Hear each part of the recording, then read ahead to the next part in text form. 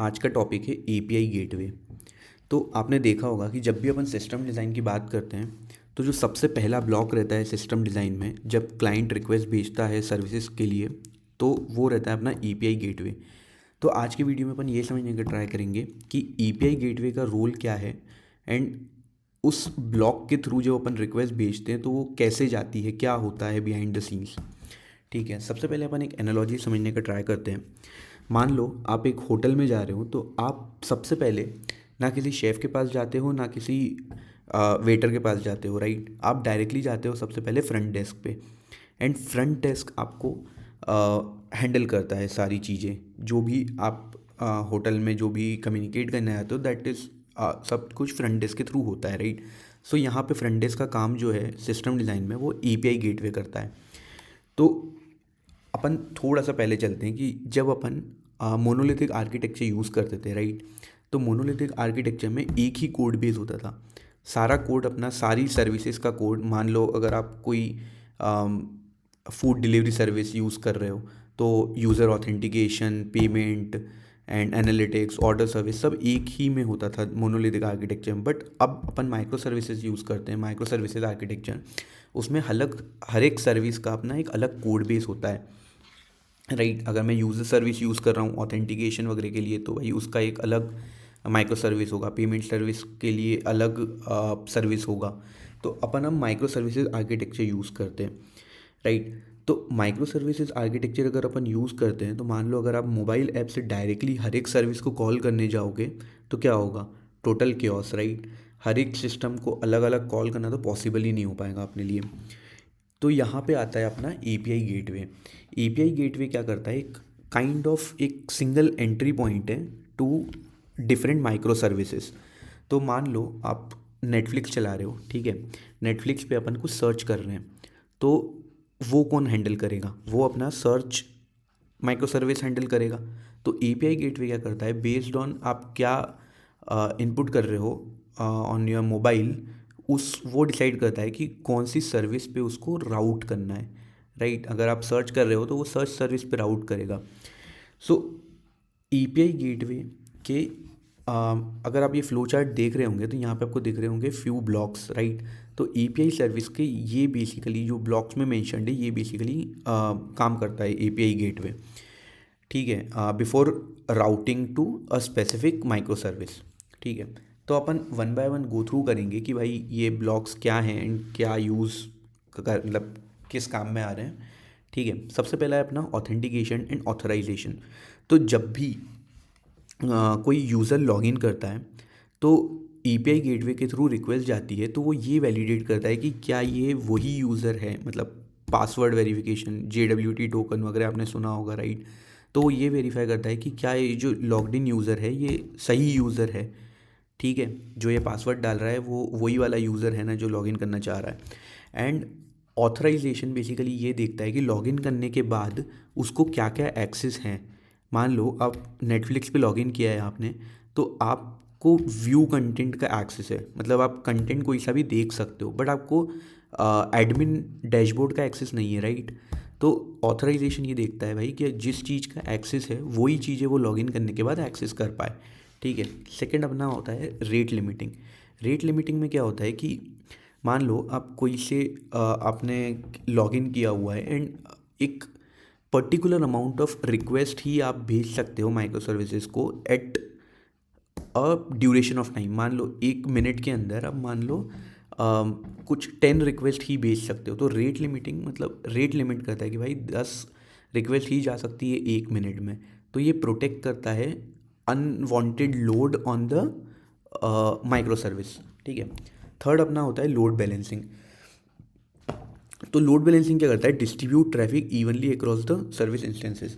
अब मान लो आपका ऑर्डर सर्विस है, तो उसका एक इंस्टेंस तो होगा नहीं, राइट। उसके मल्टीपल इंस्टेंसेस होंगे, तो मल्टीपल यूज़र्स लॉगिन कर रहे हैं, ठीक है। तो वो लोड बैलेंसिंग क्या करता है बेसिकली कि सर्विस डिस्ट्रीब्यूट करता है लोड को, कि मान लो ये इतने अमाउंट ऑफ यूज़र ये वाला इंस्टेंस हैंडल करेगा, इतने अमाउंट ऑफ यूज़र ये इंस्टेंस हैंडल करेगा। तो ये बेसिकली डिस्ट्रीब्यूट करता है। देन एसएसएल टर्मिनेशन, ये क्या होता है? It handles the H T T P S H, है ना, इंटरनल ट्रैफिक स्टेज HTTP, ठीक है। देन अपना नेक्स्ट है कि भाई रिक्वेस्ट रिस्पॉन्स ट्रांसफॉर्म। ये क्या करता है कि आपने देखा होगा कि जो रिक्वेस्ट हेडर्स रहते हैं, अपन request header and response header उसको अपन मॉडिफाई कर सकते हैं, राइट। तो वो अपन यहाँ इसके थ्रू कर सकते हैं, ठीक है। तो it converts the XML Jason rename field strips sensitive data, ठीक है। तो मान लो कि रिक्वेस्ट रिस्पॉन्स ट्रांसफॉर्म मतलब कि जब मेरे को सर्वर से रिस्पॉन्स आ रहा है तो कुछ चीज़ें हैं, कुछ ऐसी चीज़ें हैं जो मेरे को क्लाइंट साइड पे नहीं आनी चाहिए बिकॉज वो सेंसिटिव इन्फॉर्मेशन है। तो वो API गेटवे जो है उनको वहीं रोक देता है एंड वही मेरे को उतना ही रिस्पॉन्स भेजता है विदाउट दैट सेंसिटिव इन्फॉर्मेशन, ठीक है। तो एक रिस्पॉन्स ट्रांसफॉर्म ये हो गया बेसिकली, ठीक है। देन कैशिंग, तो कैशिंग में क्या होता है कि यार मान लो मैं रिक्वेस्ट भेज रहा हूँ, ठीक है, एंड रिपीटेड रिक्वेस्ट जा रही है एक ही चीज़ के लिए, तो वो बार बार माइक्रो सर्विस को परेशान नहीं करेगा भाई कि मेरे को एक ही चीज़ बार बार लेने के लिए, मतलब वो बार बार माइक्रो सर्विस के पास नहीं जाएगा बिकॉज लोड बढ़ता है उससे, राइट। तो वो क्या करता है, कैश कर लेता है एंड अगर सेम ही रिक्वेस्ट जा रही है बार बार तो वो कैश रिस्पॉन्स भेजता है instead of again calling micro service again and again, ठीक है। नेक्स्ट है अपना लॉगिंग एंड मॉनिटरिंग। इसमें क्या होता है कि अब API गेटवे के थ्रू ही जा रहा है, रिक्वेस्ट भी और रिस्पॉन्स भी उसी के थ्रू आ रहा है। तो अगर कुछ भी इशू आता है तो उसको पता है कि मतलब भाई अगर रिक्वेस्ट जा रही है, अगर रिक्वेस्ट फेल हो रही है तो API गेटवे को पता है भाई कि यहाँ पे रिक्वेस्ट फेल हो रही है, इस वजह से फेल हो रही है क्योंकि उसके थ्रू जा रहा है, सब उसके थ्रू हो रहा है, करेक्ट। तो आपने अगर सुना होगा कि अपन स्प्लंक लॉग्स चेक करते हैं बेस्ड ऑन TIDs वगैरह सब, राइट। तो वो सब यहाँ पे मतलब स्प्लंक डैशबोर्ड होता है एक, मतलब एक काइंड ऑफ टूल है जिसको अपन यूज़ करते हैं for logging and monitoring purposes, ठीक है। तो एक ये हो गया बेसिकली API गेटवे का काम। Then circuit breaker, circuit breaker में क्या होता है कि stops the request to failing services and return the fall back response. तो सर्किट ब्रेकर में ये होता है कि भाई अगर कोई सर्विस फेल हो रही है, ठीक है, तो उसको बार बार कॉल नहीं करेगा कि भाई फेल हो रही है फिर भी कॉल किए जा रहा है। इंस्टेड ऑफ दैट वो एक फॉल बैक रिस्पॉन्स भेज देता है कि भाई सर्विस फेल हो रही है या जो भी, एंड सर्किट ब्रेक हो जाता है। मतलब फिर वो एक पर्टिकुलर अमाउंट ऑफ टाइम के बाद वापस चेक करता है कि क्या सर्विस चालू हुई, अगर हाँ सर्विस चालू हो गई तो फिर रिस्पॉन्स भेजना चालू कर देगा। बट ऐसा नहीं कि बार बार वो सर्विस के पास जा के रहा है, उसको कॉल कर रहा है, वो फेल हो रही है तो भी, ठीक है। तो ऐसा नहीं होता है। अगला है अपना API वर्जनिंग। API वर्जनिंग में क्या होता है कि यार मान लो आप किसी बड़े कोड बेस पे प्रोजेक्ट पे काम कर रहे हो, ठीक है। अब आपका कुछ माइग्रेशन का काम चल रहा है, ठीक है। एंड अब क्या हो रहा है कि आप अपनी APIs चेंज करना चाह रहे हो, ठीक है, बट ये भी चाह रहे हो कि यार जो मेरा पुराना कोड चल रहा है वो एज इट इज़ चलता रहे, बट मैं टेस्टिंग पर्पस के लिए मैं स्विच कर करके मैं अपने दूसरा जो नए APIs में तैयार कर रहा हूँ उस पर मैं टेस्टिंग कर सकूँ, ठीक है। तो API वर्जनिंग अपने को इंस्टेंसेस क्रिएट करने देती है। मान लो /API/v1 स्लैश मैं लेट से ऑर्डर सर्विस पे कॉल कर रहा हूँ, ठीक है।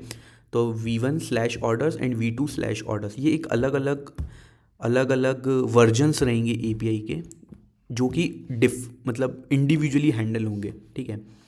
Then IP white listing and black listing.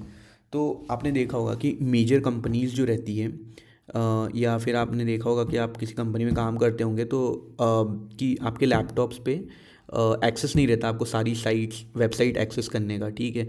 तो वो लोग क्या करते हैं, कुछ वेबसाइट्स को ब्लॉक करके रखते हैं, उनके IP एड्रेस को वाइट लिस्ट करके रखते हैं, ठीक है।